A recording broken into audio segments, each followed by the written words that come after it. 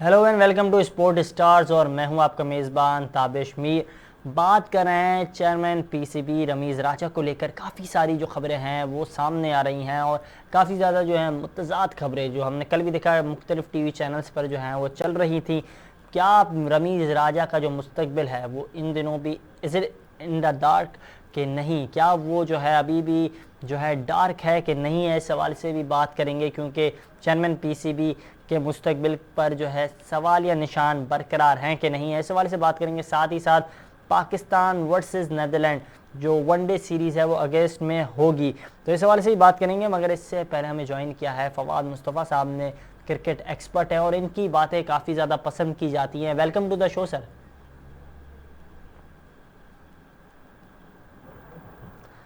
Sir इस हवाले से बात कर रहे थे कि चेयरमैन पीसीबी के मुस्तकबिल पर सवाल या निशान बरकरार है या नहीं है, क्योंकि कल भी काफ़ी सारी खबरें हमने देखी कि वो भी सामने आ रही थी कि रमीज़ राजा को लेकर जो है अब फैसला कर लिया हुकूमत ने और दो नाम जो है वो तजवीज़ कर लिए हैं। तो क्या लगता है सर, क्या मज़ीद जो है वो सर्व कर सकेंगे पीसीबी को एज अ चेयरमैन? देखिए, पिछले 20 साल से तकरीबन होता यही है कि जिसकी हुकूमत आती है जी वही पीसीबी का चेयरमैन लगा रहा होता है, और जैसे ही हुकूमत जाती है तो नया क्रिकेट बोर्ड में भी चेंजेस आ जाती हैं। तो उसको देखते हुए लगता तो यही है कि क्रिकेट बोर्ड में भी चेंजेस आएंगी, अभी नहीं आएंगी तो थोड़े दिन बाद आएंगी। तो ये सही या गलत पे मैं बात नहीं करूंगा, क्योंकि मेरे ख्याल से क्राइटेरिया बन जाना चाहिए जिसके तहत अगर क्रिकेट बोर्ड का चेयरमैन लगाया जाए तो हुकूमत बिल्कुल। की तब्दीली से इस पर फर्क नहीं पड़ना चाहिए। लेकिन बदकिस्मती से हो ये रहा है कि जैसी हुकूमत जाती है, नई हुकूमत आती है, वो अपना चेयरमैन लगा देती है। पिछली वाली हुकूमत ने भी यही किया था। अच्छा सर, इस सवाल से ही बताइए, क्योंकि अगर इस सवाल से बात की जाए तो साबिक पीसीबी चेयरमैन ज़का अशरफ की जानिब से बयान सामने आया था। उन्होंने कहा था कि गैर जमहूरी तरीका है जिस तरह सिलेक्शन होती है पीसीबी के चेयरमैन के लिए, ये बिल्कुल गैर जमहूरी तरीका है। एक तरीक़ेकार होना चाहिए और काबिलियत की बुनियाद पर मौका देना चाहिए। जी, मैं आपसे बिल्कुल अग्री करूंगा। यहाँ पर कोई तरीक़ा कार नहीं है जिसके तहत ये बताया जाए कि क्या काबिलियत दरकार है पीसीबी का चेयरमैन लगने के लिए। जो भी प्राइम मिनिस्टर, पहले प्रेसिडेंट होते थे, उसके बाद prime minister pattern in chief हो गए, तो अब वो जो डिसाइड करते हैं जिन साहब को भी, वो चेयरमैन बन जाते हैं। तो इसमें कोई काबिलियत का क्राइटेरिया देखा नहीं जाता। बिल्कुल। अगर तो मेरी नज़र में एक सिलेक्शन बोर्ड बना दिया जाए जिसमें वो लोग हों जो डिसाइड करें कि जी किस बेसिस पे चेयरमैन लगना चाहिए, तो उससे ज़्यादा बेहतर होगा कि जी एक बोर्ड मिलके किसी का भी इंतखाब करेगा चेयरमैन के लिए, और फिर वो लंबे अरसे तक चल भी सकते हैं और उसका हुकूमत की तब्दीली से फ़र्क नहीं पड़ेगा। बिल्कुल फ़र्क नहीं पड़ेगा, बड़े वाज़ेह तौर पर आपने इस हवाले से जो है बताया। सर इसी के साथ साथ अगर कल रमीज़ राजा साहब की जानिब से एक बयान सामने आया था, उन्होंने कहा था कि ग्रीन सिग्नल मिल चुका है, काम जारी रखूंगा और जो गैर यकीनी की सूरत हाल है अब वो ख़त्म हो जानी चाहिए। मगर उसके बाद भी ये खबरें सामने आने लगी। तो साथ ही साथ जो है साबिक वज़ीर आज़म इमरान खान की जानिब से भी कहा गया कि रमीज़ राजा को मज़ीद जो है टिकने नहीं दिया जाएगा, माफियाज हैं पीसीबी में। तो सर आप क्या समझते हैं, क्या पीसीबी के अंदर भी माफियाज है? देखिए, माफियाज की बात ये तो मैं नहीं करता, क्योंकि मुझे इस पे मैंने ना देखा है ना मैं इस पे बिल्कुल। बहस करूंगा। बात सारी ये है कि कराची में प्रेस कॉन्फ्रेंस के दौरान रमीज राजा साहब ने फरमाया था, जिसकी आप लोगों ने भी शायद वीडियो आई होगी, कि मैं प्राइम मिनिस्टर के जाते हुए 3 मिनट नहीं लगाऊंगा और मैं बिल्कुल। रिजाइन कर दूंगा। तो या तो हम ये बातें करने से पहले सोचें। हम बगैर सोचे समझे बातें कर देते हैं। जब टाइम आता है, जब आपका सही मायनों में कैरेक्टर चेक होने की बात होती है, उस वक्त आप कहते हैं कि जी ग्रीन सिग्नल मिल गया और मैं सबके साथ काम करने के लिए तैयार हूँ। अगर तो भाई आप इतने दिलेर हैं, या आपने एक डिसीजन लिया हुआ था कि आप सर्टन सेटअप के साथ ही काम करेंगे, तो जैसे ही सेटअप चेंज हुआ है कैरेक्टर दिखाएं और रिजाइन करें। वरना आप ये कहें कि जी मैंने ये गलत बात कही थी, मुझे उस वक्त ये बात नहीं कहनी चाहिए बिल्कुल। थी, और मैं क्रिकेट बोर्ड में काम करना चाहता हूँ, चाहे कोई भी प्राइम मिनिस्टर हो, कोई भी प्रेसिडेंट हो।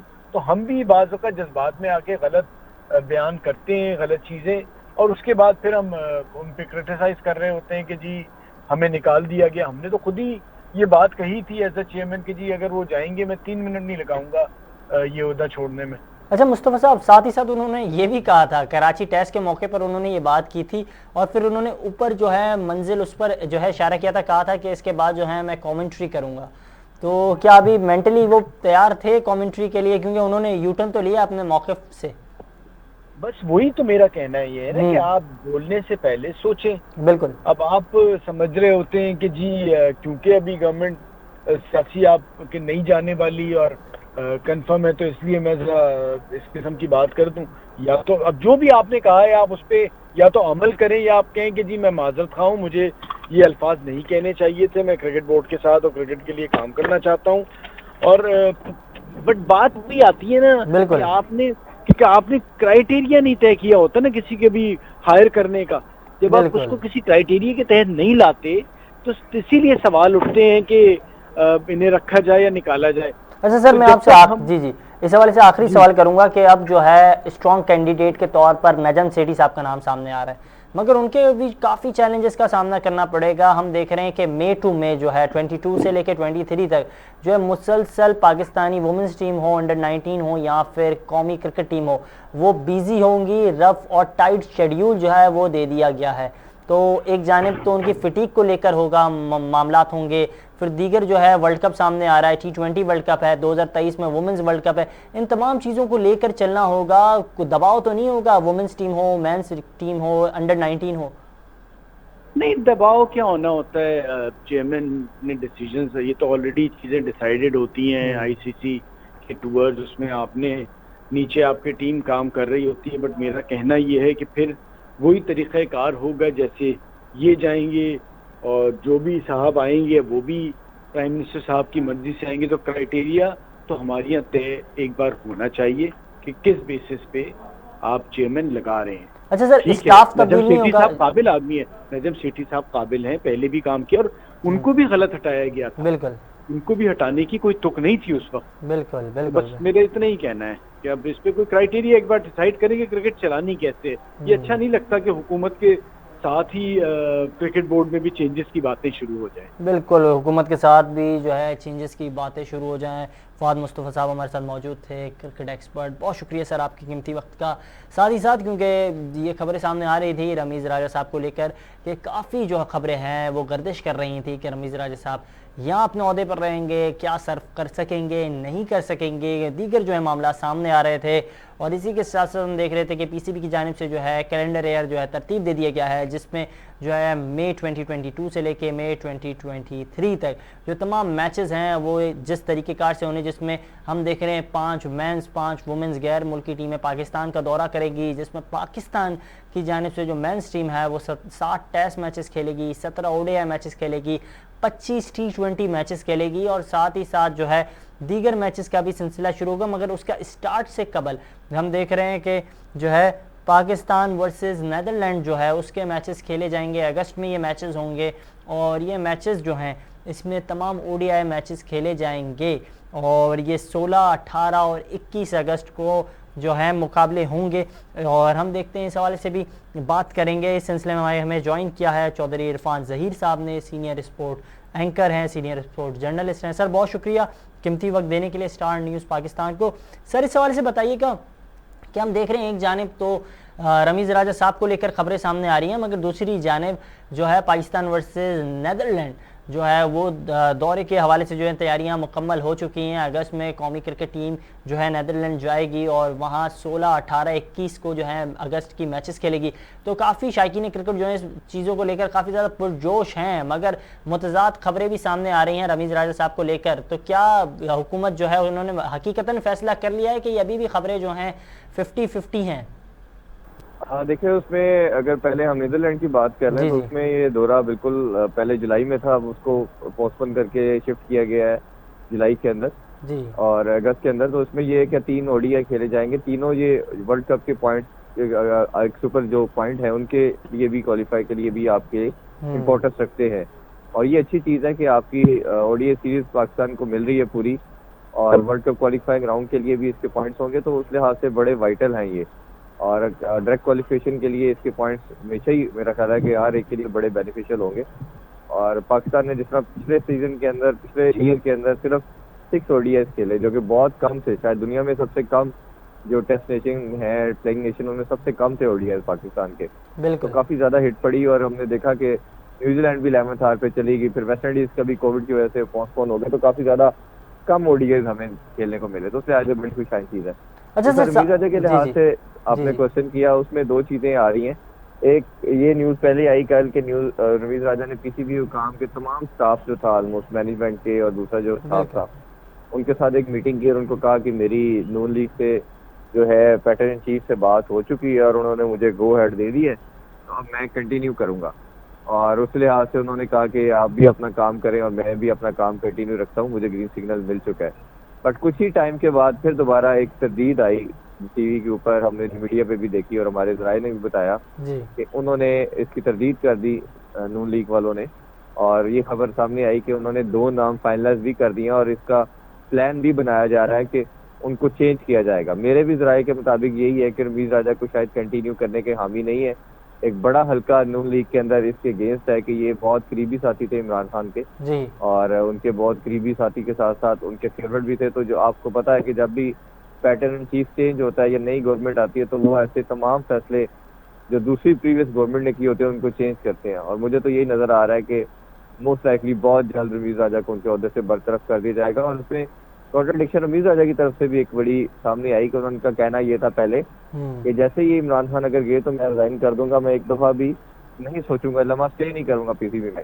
बट जैसे ही इमरान खान के जाने के बाद अब वो अपनी सीट को शायद नहीं छोड़ पा रहे, और इतना बड़ा ओहदा छोड़ना शायद उनके लिए आसान नहीं हो पा रहा, तो वो स्टिक किए हुए हैं। तो ये बिल्कुल मॉरल अगर वैल्यूज के ऊपर बात करें तो शायद थोड़ा सा वो लैग कर गए हैं।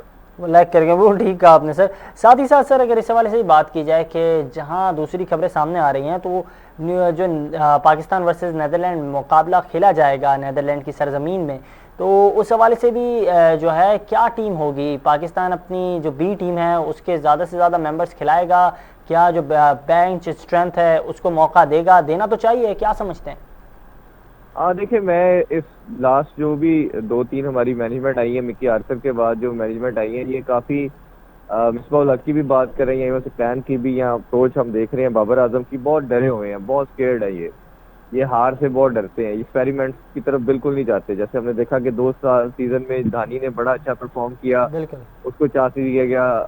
अब हम देख रहे हैं 6-7 मंथ से ज्यादा टाइम हो गया, हसन अली कंटिन्यूसली डिक्लाइन की तरफ है, परफॉर्मेंस उनकी फिटनेस का वजह है, जो भी मसला है उनको दोस्ती निभाई जा रही, खिलाया जा रहा है। तो आपको दोस्ती में यारी से बाहर निकलना पड़ेगा, थोड़ा सा ब्रेव डिसीजन करने पड़ेंगे, यंगस्टर को चांस देना पड़ेगा। अगर आपका कोई भी मेन प्लेयर है अगर वो परफॉर्म नहीं कर पा रहा तो आपको यंगस्टर खिलाना चाहिए। इसी तरह स्पिन डिपार्टमेंट के अंदर भी हमने देखा शदाब इंजर्ड थे तो आपको नए लड़के को भी चांस देना चाहिए। हमने देखा जाहिद को प्रॉपर चांस नहीं दिया गया काफी टाइम से भी, एक आधी सीरीज तो उनको मिल गई लेकिन उसकी कंटिन्यूसली हमने देखा कि वो बड़े टाइम से बेंच टाइम से बैठे रहे। उस्मान कादर को भी कंसिस्टेंट चांसेस नहीं दिए गए, कभी एक आधा मैच मिलता है कभी नहीं मिलते।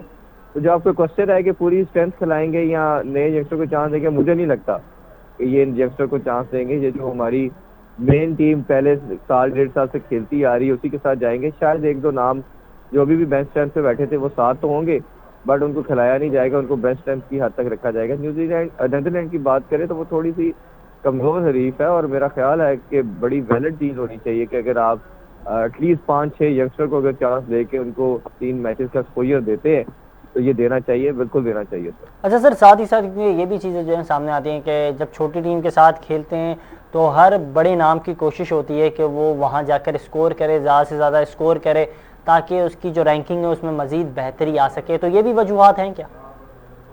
बिल्कुल ठीक कहा आपने, ऐसे ही होता है कि हमारी जितनी भी एक प्लेयर्स हैं, एक तो 2 हमारे फिनोमिना है, हमारे कल्चर का डेबिकल है। एक तो ये कि अगर किसी ने एक आधी सेंचुरी बना दी तो अगले 8-10 मैच उसके पक्के हो जाते हैं। एक तो ये अप्रोच बड़ी गंदी किस्म की अप्रोच है कि अगर ये नहीं देखते किस ओपोनेंट के अगेंस्ट किया, किस सर्कमस्टांसिस में किया, क्या विकेट की कंडीशन थी, ये नहीं देखा जाता। बिल्कुल बस 50-100 लगा दिया तो उसके 7-8 अगले मैच 10 पक्के हो जाते हैं। तो ये बिल्कुल सबके बैक ऑफ द माइंड चीज चलती है। दूसरा ये जो आपने बात की एवरेज को बेहतर करने के लिहाज से, उस लिहाज से ये भी अप्रोच बड़ी गंदी हो गई है। गंदी का वर्ड इसलिए बोल रहा हूँ कि आपकी टीम विनिंग परफॉर्मेंस से उससे लैग करती है, नीचे जाती है। आप कई अपनी परफॉर्मेंस 2 साल के स्टैट्स उठा के देखेंगे तो आपको 80-90% परफॉर्मेंस ऐसी नजर आएंगी कि इंडिविजुअल परफॉर्मेंस है बट टीम मैच हारी है। इवन मैंने बाबर आजम पे बहुत क्रिटिसाइज किया पीछे 2 साल में कि आप अपनी परफॉर्मेंस देखते हैं, आप नंबर 1 बैट्समैन है बट टीम हार जाती है। तो हमेशा वो परफॉर्मेंस इवन 30-40 रन बड़े वाइटल होते हैं जो टीम को जिताए, क्योंकि एंड ऑफ द डे आपका मोटिव क्या है सबका, 11 के 11 प्लेयर का मोटिव ये है, थिंक टैंक का मोटिव यही है कि टीम जीते। अगर टीम नहीं जीती तो मेरा नहीं ख्याल आपका 50-60-100 मैटर करते हैं। इस पर मैं क्रिटिसाइज आईसीसी को भी करता हूँ। आईसीसी के जो रेटिंग्स होती है वो सारी प्योरली बेस करती है एवरेज के ऊपर। बिल्कुल अगर किसी की एवरेज अच्छी है, सारा स्कोर अच्छा है, तो वो उसको रेटिंग में ऊपर ले आते हैं और उसकी एवरेज के बेस के ऊपर उसको वो पॉइंट टेबल के ऊपर स्कोर कार्ड पे ऊपर आ जाता है। बट अगर किसी ने मैच विनिंग परफॉर्मेंस करके टीम को जिताया, उसने 20-30 रन किए हैं, उसको कोई वैल्यू नहीं दी जाती। तो ये आईसीसी का भी जो क्राइटेरिया है, जो सिस्टम है, वो मुझे पसंद नहीं है। उस पर भी बड़े क्वेश्चन मार्क है। मेरा ये थिंक्स हो कि ये इनको भी चेंज करना चाहिए और उसके अकॉर्डिंगली इनको मूव करना चाहिए। अच्छा सर, साथ ही साथ क्योंकि अगर इसी जो पाकिस्तान टूर टू नेदरलैंड इस वाले से अगर बात की जाए तो जो मैचेस हैं वो ICC men's cricket world cup super league का भी हिस्सा होंगे, तो जिसमें पाकिस्तान ने जो है तकरीबन 12 मैचेस खेले हैं और 12 मैचेस में से 6 जो हैं वो जीते हैं, जबकि न्यूजीलैंड ने 10 मैचेस में से सिर्फ 2 मैचेस में जीत जो है हासिल की है। तो काफ़ी ज़्यादा डिफरेंस है। जी, मैं वही कह रहा हूँ कि हमारी और उनकी ओपोजिशन में उनकी दौड़े काफी जो है हल्के हरीफ है, और पाकिस्तान को थोड़ा सा इसमें थोड़ा सा दिलेरी दिखानी चाहिए। जो अप्रोच हमारी एक बन चुकी है, काफी टिमड सी अप्रोच, कि हम एक बड़ा लिमिटेड कंजर्वेटिव अप्रोच के साथ क्रिकेट खेलते हैं। अभी हमें उस चल से बाहर आना पड़ेगा। बिल्कुल, हमने ये ब्रांड ऑफ क्रिकेट 80s-90s में तो खेली, इवन सम हाउ मेरा मानना है कि 2010 तक तो खेली, मतलब उसके बाद वो काफी रुक गई थी। अच्छा सर, साथ ही साथ जी जी जी आप जो उसके बाद फिर हमने देखा कि जिस तरह बिस्मिल्लाह कैप्टन बने 2010-11 के बाद, ये अप्रोच चेंज होना शुरू होगी और वो पूरी फिर रिफ्लेक्ट करती रही 7-8 साल टीम के अंदर, और अभी भी उसी तरह की हम स्टेट ऑफ माइंड के अंदर है। तो ये हमें अप्रोच चेंज करनी पड़ेगी, क्योंकि आपने जो दुनिया की बेस्ट क्रिकेट दुनिया की टीमें खेल रही हैं, अगर आप इंग्लैंड की बात करते हैं जो वर्ल्ड चैंपियन, ऑस्ट्रेलिया की बात करते हैं जो T20 चैंपियन, न्यूजीलैंड की आप बात करते हैं, इवन भारत भी, उन्होंने इन 3-4 टीमों ने अपना ब्रांड ऑफ क्रिकेट चेंज कर दिया है। वो किसी भी तरह की क्रिकेट खेलते हैं, T20, ODI, टेस्ट मैचेस, तो वो इस तरह की अप्रोच के साथ नहीं खेलते, वो अटैक की तरफ जाते हैं, वो अग्रेसिव क्रिकेट खेलते हैं। तो अब मेरा ख्याल है मॉडर्न क्रिकेट टोटल चेंज हो चुकी है, आपको थोड़ा सा अग्रेसिव मोड की तरफ जाना पड़ेगा। अगर आप उसी एरा की क्रिकेट खेलेंगे जिस तरह आपने T20 वर्ल्ड कप में भी खेली और आपने रन देख लिया, अच्छी क्रिकेट खेलने के बावजूद भी आप सेमीफाइनल हार गए, तो ये आपको कुछ बड़े स्टेप्स लेने पड़ेंगे, अदरवाइज आप फिर इन टीमों में कोई बड़ा टाइटल कभी जीत नहीं पाएंगे। बिल्कुल, कोई बड़ा टाइटल जीत नहीं पाएंगे अगर एग्रेसिव अप्रोच नहीं हुई। बहुत अहम बात की है चौधरी इरफान ज़हीर साहब ने। सर, आपके कीमती वक्त का बहुत बहुत शुक्रिया।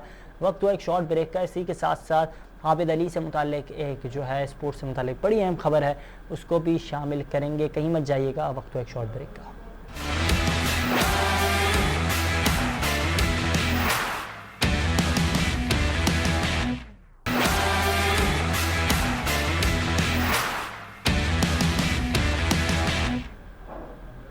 प्रोग्राम में एक बार फिर खुशामदीद, और बात कर रहे थे कौमी क्रिकेट टीम के ओपर बैटर आबिद अली के हवाले से। उनकी हार्ट सर्जरी हुई थी, ताहम डॉक्टर्स की जानिब से उन्हें कहा गया था कि रेस्ट करें, मगर अब जो है उन्होंने हार्ट सर्जरी के बाद लोकल टूर्नामेंट्स खेलना शुरू कर दिए हैं।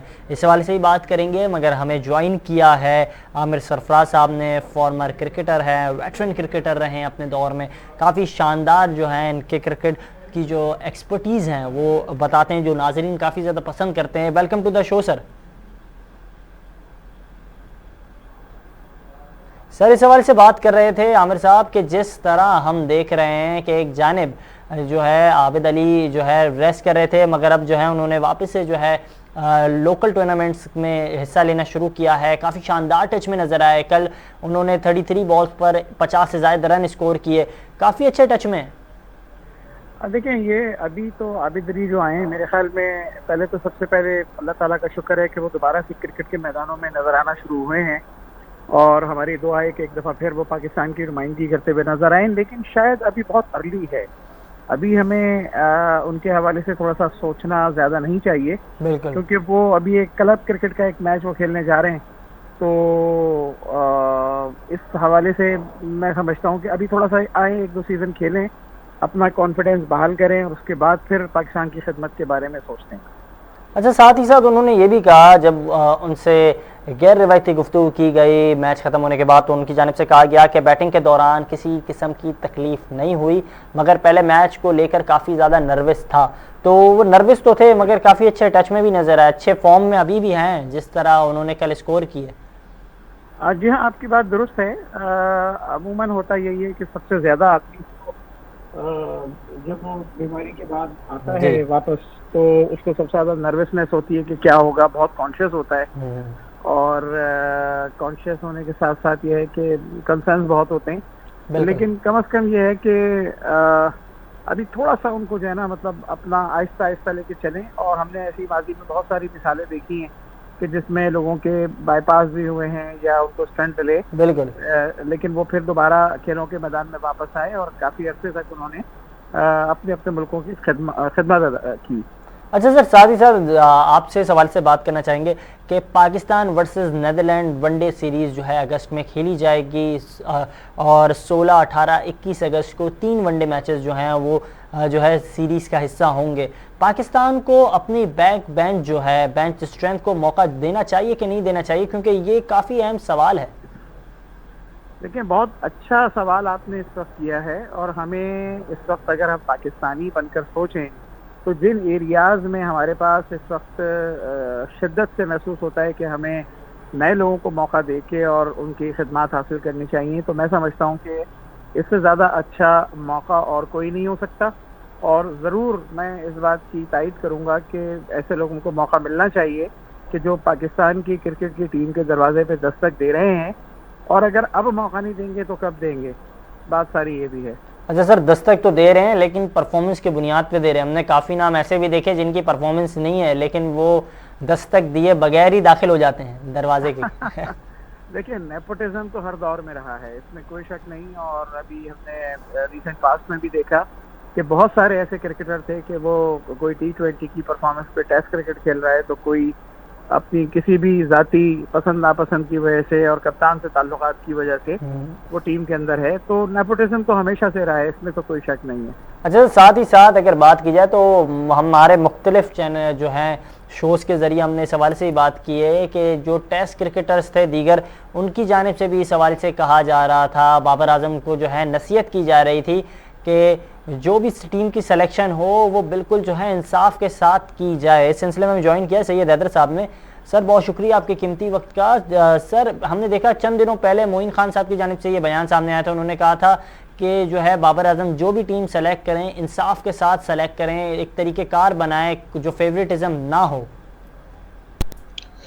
जी शुक्रिया ताबिश। सबसे पहले बिल्कुल सिलेक्शन का प्रोसेस जो है वो एक बिल्कुल शफाफ ट्रांसपेरेंट होना चाहिए और जो परफॉर्मेंस देते हैं डोमेस्टिक में उनको मौका मिलना चाहिए। लेकिन अफसोस की बात यह है कि हमारे यहाँ पाकिस्तान में क्रिकेट में सिलेक्शन का प्रोसेस इतना ट्रांसपेरेंट नहीं है जितना कि दूसरे मुल्कों में है। बिल्कुल। और यहाँ पे कुछ ऐसे प्लेयर्स जो कप्तान या मैनेजर या बोर्ड के मंजूर नज़र होते हैं वो टीम में रहते हैं।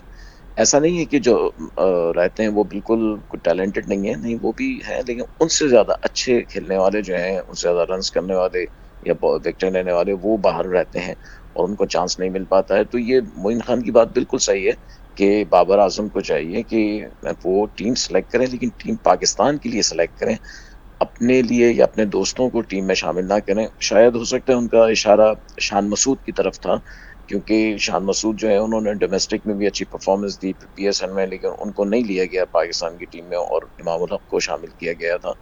तो बहरहाल उसके बाद इमाम उल हक को मौका मिला और उन्होंने 2 सेंचुरियां भी स्कोर की। लेकिन बहरहाल ये एक बुनियादी सवाल है, ये हमेशा रहेगा कि आप किन प्लेयर्स को चांस दे रहे हैं, वो क्या सबसे बेस्ट हैं या उनसे भी कोई अच्छे प्लेयर्स मौजूद हैं जिनको चांस देना चाहिए। जिनको चांस देना चाहिए। बहुत खूब बात की आमिर सरफराज। साथ ही साथ हमने ये भी देखा है कि जो अप्रोच है, अगर कौमी क्रिकेट टीम के कप्तान बाबर आजम की अप्रोच देखें, टीम सिलेक्शन कमेटी की अप्रोच देखें, चेयरमैन PCB की अप्रोच देखें, वो बात तो करते हैं कि जो है अटैकिंग अप्रोच होगी, मगर वो अप्रोच नज़र नहीं आती है। हर मैच देख लें आप, हर टीम सिलेक्शन देख लें आप, तो ये चीज़ें नज़र नहीं आती हैं। वो सवाल जो है आखिर तक सवाल ही रहता है। बात आपकी बिल्कुल दुरुस्त है कि अनफॉर्चुनेटली हमारे यहाँ लोग कहते कुछ हैं और करते कुछ हैं। ये बड़ा एक अलमिया है। बिल्कुल। और असल बात ये होती है कि हमें ये देखना चाहिए कि कौन क्या कर रहा है। तो जो जिस चीज़ की आपने निशानदेही की है कि हमारे कई कप्तान ऐसे गुजरे हैं और इस वक्त भी बाबर आजम को भी हमने देखा कि वो बहुत ज़्यादा डिफेंसिव मूड में होते हैं और चांसेस कम लेते हैं। आप ये देखें कि अभी रिसेंट पास्ट जो हमारी ऑस्ट्रेलिया के साथ सीरीज़ हुई है, उसके अंदर ऑस्ट्रेलियन कैप्टन ने जो डिसीजन लिया था डिक्लेरेशन का, जिस पे लोगों ने काफ़ी ये कहा था कि शायद उनका डिसीजन अच्छा नहीं है, और कुछ लोगों ने कहा था कि बहुत करेजियस है। और आप ये देखें कि उस एक करेजियस डिसीजन की बुनियाद पर उसने जो है वो मैच को जीता और पाकिस्तान के खिलाफ कितनी बड़ी और अहम कामयाबी हासिल की। तो बिल्कुल।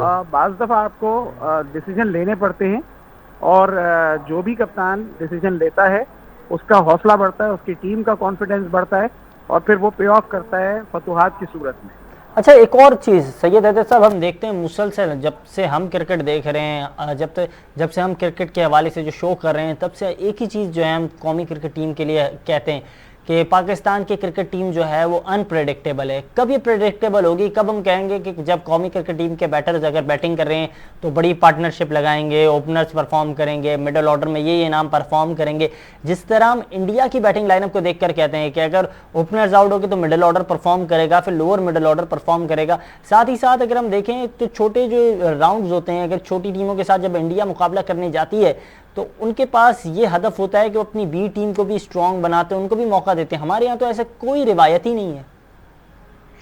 बिल्कुल सही बात है। पाकिस्तान में जो कुछ है, जितनी भी एनर्जी है, वो ए टीम या नेशनल टीम के ऊपर लगा दी जाती है। उसके बाद फिर ऐसा लगता है कि बस जो कुछ है वो ये नेशनल टीम है, उसके अलावा कोई और टीम नहीं है, कोई और प्लेयर्स नहीं है, और उनकी परफॉर्मेंस या उनके लिए खेलने के जो मौके हैं वो हमें देने की ज़रूरत नहीं है। ये बहुत ज़्यादती की बात है, और यही वजह है कि जब पाकिस्तान नेशनल टीम में कहीं पे कोई प्लेयर जो है वो आउट ऑफ फॉर्म होता है या नाकाम हो रहा होता है, तो जब उसको रिप्लेस करते हैं तो आप एकदम से एक लाते हैं, तो वो फिर उस टॉप लेवल की क्रिकेट से जो कि हम आशना नहीं होता है, तो वो इसलिए वहाँ घबरा जाता है, और उसकी परफॉर्मेंस में फिर वो बात नहीं होती कि जो होनी चाहिए। बिल्कुल। सेकंड टीम जो है नेशनल टीम बना के पहले जो है माजी में जाती थी टीमें, बाहर जाके वो खेलती थी और उनके टूर्स होते थे, लेकिन अब हमने देखा है पिछले 10-12 साल से वो बिल्कुल ख़त्म हो चुका है। शायद उसकी वजह ये है कि अब जो है स्लॉट्स नहीं है अवेलेबल, इतनी ज़्यादा क्रिकेट होने लगी है T20 वगैरह। लेकिन फिर भी पाकिस्तान क्रिकेट बोर्ड को आईसीसी के साथ बैठ के ये बात करनी चाहिए, और दूसरे बोर्ड्स के साथ, कि अगर हम ऐसा नहीं करेंगे तो फिर क्रिकेट जो है वो लिमिटेड होती चली जाएगी, महदूद होती चली जाएगी। तो ये बहुत बिल्कुल। ज़रूरी है। अगर आप प्लेयर्स का पूल बनाना चाहते हैं तो आपको एक टीम भी उसी लेवल के फैसिलिटीज़ के साथ आपको बनानी चाहिए, और उसके टूर्स होना चाहिए, उसके मैचेस होना चाहिए, ताकि आप जो है टैलेंट आपके सामने भी आए और आपको सही वक्त पे उसको इस्तेमाल भी कर सकें। बिल्कुल सही वक्त पे आप इस्तेमाल भी कर सके। सर आमिर साहब, अगर इस सवाल से ही बात की जाए कि टैलेंट तो मौजूद है, बेंच अगर हम अपनी देखें, हमारी बेंच स्ट्रेंथ को बस हम मौका नहीं दे रहे हैं। आपने बात की जाहिद महमूद को चांस देना चाहिए, शाहनवाज जिस तरह परफॉर्म कर रहे हैं, साथ ही साथ मोहम्मद हारिस ने भी जिस तरह पाकिस्तान कप में परफॉर्मेंस का मुजाहरा किया है, PSL में जिस तरह वो नज़र आए, तो हमारे पास नाम तो हैं, मगर उन्हें हम कब यूटिलाइज़ करेंगे? सऊद शकील की बात की जाए, उन्हें एक मैच खिलाया गया, ना जाने क्यों फिर उन्हें मजीद मैचेस नहीं खिलाए गए। अगर एक परफॉर्मेंस की बुनियाद पर ही मैच खिलाना था तो फिर टीम का हिस्सा क्यों बनाया गया? देखें, सबसे ज़्यादा अहम बात यह है कि आपने जो बात की कि पाकिस्तान की टीम जो है इतनी प्रेडिक्टेबल नहीं है, और उसकी जो परफॉर्मेंस है वो बहुत ज़्यादा एक सर्टेन लेवल के ऊपर नहीं चलती। उसकी बुनियादी वजह यह है कि शायद हमारे यहाँ जो क्रिकेट का सेटअप है जी। उस पर नज़रसानी करने की ज़रूरत है, और अब वक्त आ गया है कि जब हम अपनी अना के खोल से निकल कर और इस बात को रियलाइज़ करें कि हमने जो सिस्टम यहाँ पे नाफिज किया था वो एक वेलफेयर स्टेट का था, और वहाँ पर आबादी भी शायद 2 से 2.5 करोड़ लोगों की होगी, जिसके मुकाबले में, और वहाँ अगर 5-6 टीमें फर्स्ट क्लास क्रिकेट या एक टॉप लाइन का जो उनका टूर्नामेंट अगर खेलती है, तो कम से कम ये रियलाइज़ करना चाहिए कि हम वेलफेयर स्टेट नहीं है। यहाँ पे रोज़गार की बड़ी अहमियत है, और हमें यहाँ पर लोगों को ज़्यादा मौका देने के लिए ज़्यादा से ज़्यादा टीमें होनी चाहिए, और हम 2.5 करोड़ नहीं, हम कोई 22-25 करोड़ की आबादी के मुल्क हैं। तो सबसे पहली बात तो यह है कि वो ज़रा सा इस हवाले से नज़रसानी करने की ज़रूरत है। और उसके साथ साथ ये है कि जैसे अपॉर्चुनिटीज़ देने के हवाले से बात है, तो माजी के अंदर पाकिस्तान की मुख्तलिफ टीमें जो हैं एज ग्रुप के हवाले से वो ट्रैवल करती रही हैं। अंडर 19 है, अंडर 23 हैं, तो अंडर 16 है। तो ये क्रिकेट जो है ना रिवाइव होनी चाहिए, और ख़ास तौर पे अंडर 19 और अंडर 23 क्रिकेट जो है उसको फोकस करके वहाँ पर आपको बहुत यानी कोशिश करें कि मुख्तलिफ जो कंडीशंस वाले ममालिक हैं वहाँ पाकिस्तान के खिलाड़ियों को खेलने का मौका दिया जाए, और मौका देने के बाद जब वो वहाँ जाएंगे और वहाँ के एटमॉस्फेयर से, वहाँ की कंडीशन से, वहाँ की विकेटों से आशना होंगे, तो डेफिनेटली उनको ये फ़ायदा होगा कि जब वो अचानक किसी बड़े टूर पे अगर जाते हैं अपनी कंडीशन से निकलकर, तो वो उनके लिए एलियन कंडीशंस नहीं होंगी, वो यूज्ड टू होंगे, और उनको थोड़ा सा जो है ना मतलब अपने आप को परफॉर्म करने का, फोकस करने का, एडजस्ट करने का ज़्यादा आसानी से मौका मिल जाएगा। मौका मिल जाएगा, बिल्कुल। जी। साथ ही साथ सैयद हैदर साहब, अगर इस हवाले से बात की जाए, क्योंकि कौमी क्रिकेट टीम के साबिक बैटर जो है उनकी जानिब से बयान सामने आया है, middle order batter Umar Akmal की जानिब से कहा गया है कि मैंने अभी भी जो है उम्मीदें बांधी हुई हैं कि वापस से जो है मेरी वापसी हो सकती है कौमी क्रिकेट टीम में। साथ ही साथ उनकी जानिब से ये भी कहा गया कि एक साफ़ी ने जब सवाल किया उनसे कि आपके साथ जिन्होंने अपने करियर का आगाज़ किया था, रोहित शर्मा, विराट कोहली, वो आज कहाँ पर मौजूद हैं, तो उन्होंने उसका जवाब देते हुए कहा कि उनके बोर्ड्स ने उनका साथ दिया, मैनेजमेंट ने साथ दिया, हमारे यहाँ ऐसा नहीं है। तो क्या यकीनी जिस तरह वो बात कर रहे थे इसमें सदाकत है? नहीं, उमर अकमल गलत बात कह रहे हैं कि बोर्ड ने उनका साथ नहीं दिया, तो बोर्ड को कहाँ उनका साथ देना चाहिए था जो उनके ख्याल में नहीं दिया गया। बिल्कुल गलतियाँ बहुत, उनके डिसिप्लिन के प्रॉब्लम्स हैं, फिर कुछ ऐसे केसेस सामने आए जिसमें मैच फिक्सिंग वगैरह किए थे, बहरहाल वो तो साबित नहीं हुए, लेकिन उनकी जो डिसिप्लिन की खिलाफ वर्जियाँ जो हैं उसकी वजह से उन्होंने अपने आप को बर्बाद किया। मैं आपको बताऊं कि ये जब आए थे, इन्होंने न्यूजीलैंड के खिलाफ अपना डेब्यू किया था, उस पर सेंचुरी की थी, तो उस वक्त इनको मोस्ट टैलेंटेड प्लेयर कहा जा रहा था उस ज़माने में, और नज़र भी आते थे, बैटिंग अच्छी, लेकिन उसके बाद वो फिर अपने एक जो उनकी डिसिप्लिन की जो खिलाफ वर्जियाँ थी इतनी ज़्यादा बढ़ती चली गई कि टीम के प्लेयर्स भी उनसे परेशान हो गए, कप्तान भी, मैनेजर भी, सब उनसे परेशान हो गए थे। अब वो बात कर रहे हैं कि इंडियन बोर्ड ने रोहित शर्मा और विराट कोहली का साथ दिया। नहीं, इंडियन बोर्ड ने अगर साथ दिया है तो उनकी परफॉर्मेंस आगे बढ़ाने के लिए दिया है, लेकिन उन दोनों ने कोई ऐसी डिसिप्लिन तो नहीं तोड़ा था, उन्होंने ऐसा कोई काम नहीं किया था जो उमर अकमल ने किया है। तो उमर अकमल का ये ब्लेम जो है, ये तो मेरे समझ में नहीं आता, ये ऐसा क्यों कह रहे हैं। अगर उमर अकमल टीम में वापस आना चाहते हैं, वो टैलेंटेड हैं बहुत ज़्यादा, उनको अपने ऊपर अगर चाहते हैं कि टीम में वापस आए, तो उनको अपने डिसिप्लिन के ऊपर कंट्रोल करना पड़ेगा। और उसके साथ साथ ये है कि अब उनको ये बात भी समझ लेनी चाहिए कि वो बैट्समैन नहीं है जो आज से 10 साल पहले थे जब वो आए थे। अब उनका काफ़ी फ़र्क आ गया। हमने PSL में देखा कि उनको चांस मिला क्वेटा ग्लैडिएटर्स की तरफ से, लेकिन वो कोई बड़ा कोई इनिंग नहीं खेल पाए। शायद उन्होंने एक ही 50 की सेंचुरी की, उसके अलावा कोई वो बड़ी इनिंग नहीं खेल पाए। तो ये सारी चीज़ें जो है उमर अकमल को अपने ऊपर अप्लाई करनी चाहिए, जो वो दूसरों के ऊपर डाल रहे हैं। वो डाल रहे हैं बोर्ड के ऊपर, मैनेजमेंट के ऊपर, या उनके सराउंडिंग में जो था माहौल था उस पर नहीं। आपको अपने ऊपर अप्लाई करनी चाहिए। आप अपने ऊपर अप्लाई करेंगे तो आपको खुद पता चलेगा आपने क्या गलतियाँ की, और उन गलतियों को आप जब सही करेंगे तो आप यकीनी तौर पर पाकिस्तान टीम में भी वापस आ सकते हैं। पाकिस्तान टीम में इस वक्त है गुंजाइश, अभी भी इस वक्त एक मिडिल ऑर्डर में अच्छे बैट्समैन, हार्ड हिटर की बहुत ज़्यादा ज़रूरत है। तो अगर उमर अकमल अपने आ जाते हैं लेवल पे, तो यकीनी तौर पर पाकिस्तान टीम में कमबैक कर सकते हैं। ऐसा नामुमकिन नहीं है, बिल्कुल नामुमकिन नहीं है। साथ ही साथ उन्होंने ये भी कहा अपने बयान में कि कोयटा ग्लैडिएटर्स के जो ओनर हैं उनका उन्होंने शुक्र अदा किया है, और साथ ही साथ उन्होंने मोइन खान का जो है उनका भी थैंक यू किया है। उन्होंने कहा कि इन दोनों ने बहुत साथ दिया है मेरा और अभी भी दे रहे हैं। आमिर सरफराज साहब, आपसे इस सवाल करूँगा कि एक जानिब जहाँ उमर अकमल की जानिब से बयान सामने आ रहा है कि उम्मीदें हैं कि वापसी हो सकती है, और हमने देखा चंद दिनों पहले मोहम्मद आमिर की जानिब से भी कहा गया और दीगर खिलाड़ियों की जानिब से भी ये उम्मीद का इजहार किया गया, तो रमीज़ राजा साहब के जाने के जैसे ही खबरें सामने आ रही हैं कि शायद रमीज़ राजा साहब मज़ीद जो है पाकिस्तान क्रिकेट को सर्व नहीं कर सकेंगे, तो उसके बाद ये बयान भी सामने आ रहे हैं साबिक टेस्ट क्रिकेटर्स के। देखें, ख्वाहिशात तो कभी भी किसी की मरती नहीं है, बिल्कुल। और मेरे ख्याल में मोहम्मद हफीज़ ने भी जो रिटायरमेंट ली है वो शायद रमीज़ राजा के अपॉइंटमेंट के बाद या जानने के बाद ही ली है। तो लेकिन जो सबसे अहम बात है कि ये लोग अपना टाइम अब गुजार चुके हैं, इनको पाकिस्तान की क्रिकेट की खिदमत करनी चाहिए। अब अभी पाकिस्तान की क्रिकेट को खेलने का ख्वाब छोड़ दें, ये खिलाने का रोल जो है ना वो शुरू करें, और अपने से जूनियर लोग जो हैं उनको अपनी जो भी उनकी स्ट्रेंथ थी उससे आगाह करें, जो गलतियां थी उससे आगाह करें, जो गलतियां इनसे हुई हैं इनको एजुकेट करें लोगों को कि देखो ये गलतियां करके हमने अपना करियर का नुकसान पहुंचाया, और अल्टीमेटली जितने ये टैलेंटेड प्लेयर थे, उमर अकमल का आपने नाम लिया, मोहम्मद आमिर का नाम लिया, हाफिज तो खैर खुद वो रिटायर्ड हुए, तो ये लोग जो हैं बहुत सर मोहम्मद लंबे आमिर ने भी अरसे खुद ही रिटायरमेंट का ऐलान किया था।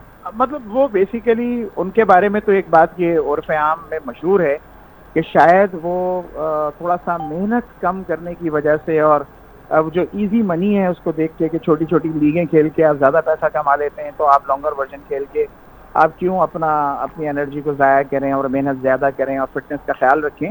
तो शायद ये वजूहात भी थी, अगर वो उनके अंदर ये प्रॉब्लम नहीं होती। और एक और सबसे बड़ा मसला ये रहा कि जो उन्होंने 5 साल अपने कैरियर के ज़ाया किए, जो स्पॉट फिक्सिंग के हवाले से इशू था, वो बहुत बड़ा एक उनकी लाइफ का जो है टर्निंग पॉइंट था। अगर वो शायद कंटिन्यूटी में खेलते हुए आते तो आज भी वो पाकिस्तान का हिस्सा होते, आज भी पाकिस्तान का हिस्सा होता है। बिल्कुल बिल्कुल। इस हवाले से सैयद हैदर साहब आपसे सवाल करूंगा कि उमर अकमल की जानिब से कहा गया कि अगर मौका मिलेगा तो बेहतर कारकर्दगी का मुजाहरा करूंगा, तो उन्होंने उम्मीदें जहां बांध दी हैं तो वहाँ ये भी उम्मीद लगाए बैठे हैं कि शायद मौका मिलेगा और बेहतर कारकर्दगी दिखाऊंगा। देखिए, मौका तो जब भी मिलेगा जब आप डोमेस्टिक में कुछ परफॉर्मेंस देंगे।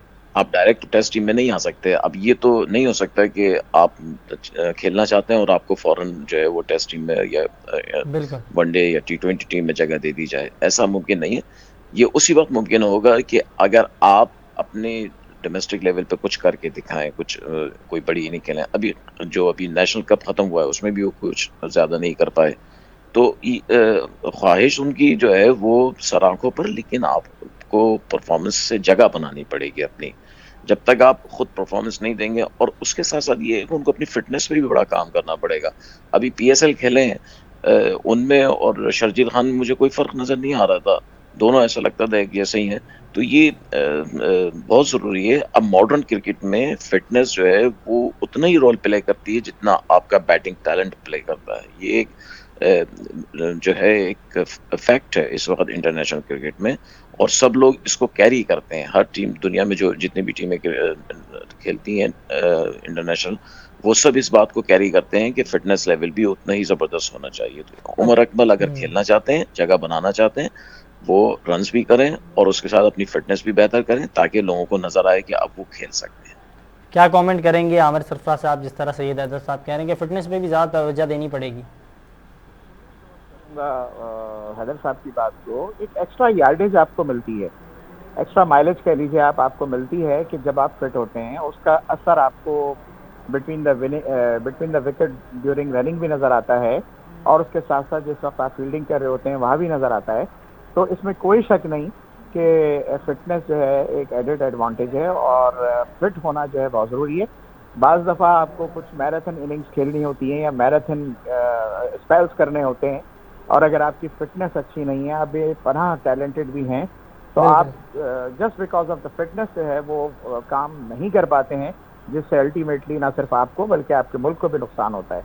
तो मैं 100% हैदर साहब की बात को इंडोर्स करूंगा कि फिटनेस जो है वो बहुत की है। फिटनेस बहुत अहम किरदार अदा करती है, ये भी कहना है सैयद हैदर साहब का, जिसको इंडोर्स किया आमिर सरफराज साहब ने। आप दोनों के कीमती वक्त का बहुत बहुत शुक्रिया।